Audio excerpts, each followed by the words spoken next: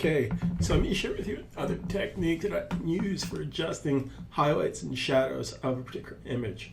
So a very cool technique here. What I want to do, I want to go to my elliptical tool, M key. Now, if you're inside the tool, little shortcut here, Shift M toggles any tool in here that has a sub menu. It's simply the shortcut plus the Shift key. So if you click right here for M from our key, Shift M will select the next tool. So what I want to do here, I want to select a tool that has I want to select an elliptical tool with about 320 pixels. I'm now going to select this area right in here to get most of her face.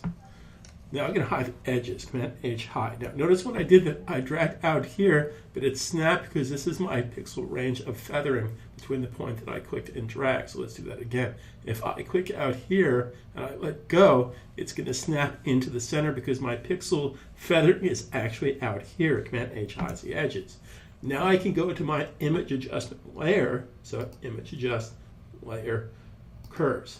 And I'm going to basically take my curve highlights and make more of an S curve.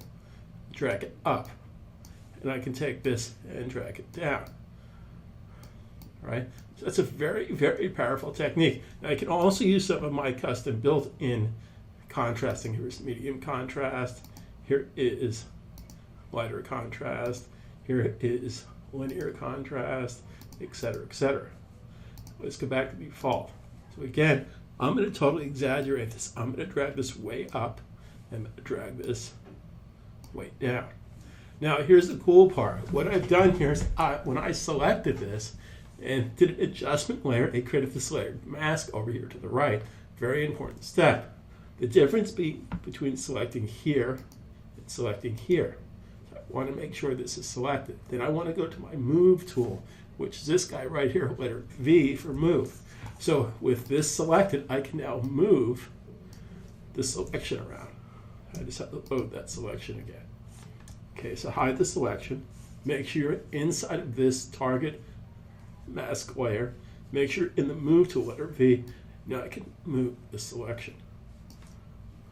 Okay, so let's repeat that. I'm going to go to File, revert to the lasso version. I'm going to go to Lasso tool. And I'm going to pick a lasso tool that has 320 pixels of lasso. I'm going to drag here.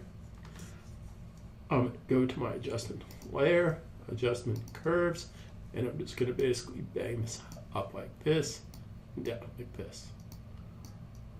Okay. Now, if I go to my move tool, letter B, again, make sure you're selected here. Now I can move that selection around. And it's going to affect what's below. Now this is totally exaggerated, 350 pixels. So let's go to the File menu. Let's revert this to the lasso version. Let's do the same thing, but not make it as drastic. Let's make this about 110 pixels. Okay, so I'm just going to pick this area right in here and hide the edges. Command H hide and go to my adjustment layer. Go to adjustment layer curves. I'm going to basically take this curve, move it up, and take this curve, move it down. So therefore, if I go to my move tool, I can now move the selection. See what's happening? You can actually see it a little bit better now. So it's like taking that, it's almost like taking a light, a spotlight to my areas here. Let's revert this to the lasso version again. Let's do the same thing, but a little smaller. So let's go to my marquee tool. Let's change the feathering to about 55 pixels, and let's select most of the face.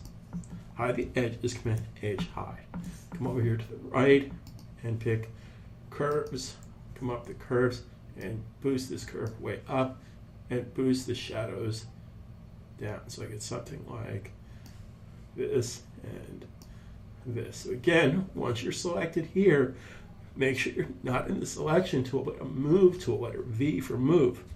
Now I can take that movement and I can change this. So how cool is this? So it's like taking a light and adjusting it onto my face. Now, of course, I can hit Command T to transform this, and I can make this smaller light. Hit the return key. Make sure you hit the return key, otherwise you can't say OK to that. So I can basically take the select, move it around. So how cool is that? Okay, Command T. I can also make this smaller by holding down the Shift key to constrain it. You can also hold down the Command key, Macintosh, Control key, Windows, and make this a skewed light source. So I can skew this out to here and skew this down to here. Make sure you hit the return key. If you don't hit the return key, you're stuck here. Once you're in a transformation tool, Command T, simply hit the return key.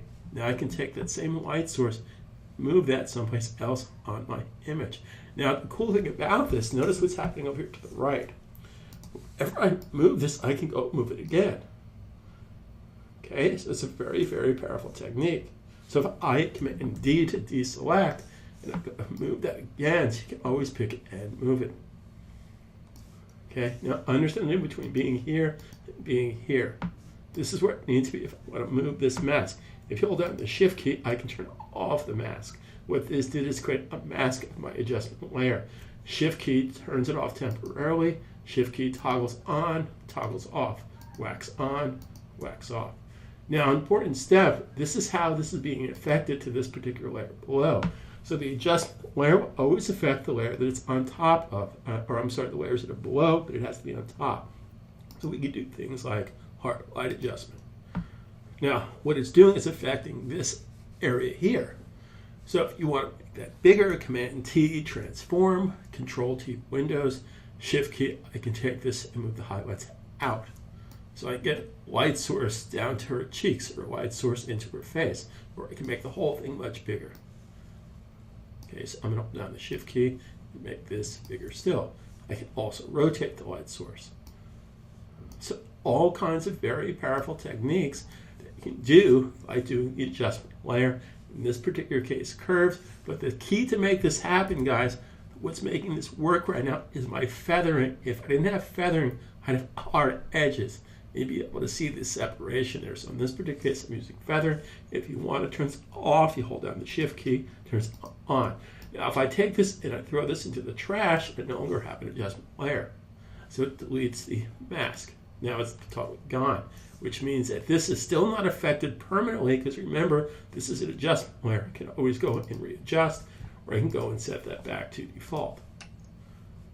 So cool stuff. I hide this, show this. This is with the adjustment layer, that's without the adjustment layer, etc., etc. So use these tools for your benefits. My objective is to share with you the same techniques I use to solve problems. Things you're not going to get in books, you're not going to get in most other classes because they just don't know it. I've been using this program, beta testing, since 1989. So I've been using this program for 23 years. So if there's a better way to do things, I'm the guy. Thank you for your support. Talk to you soon. Comments and suggestions, I'm here to help you. Post a review of the course as well. Talk to you soon.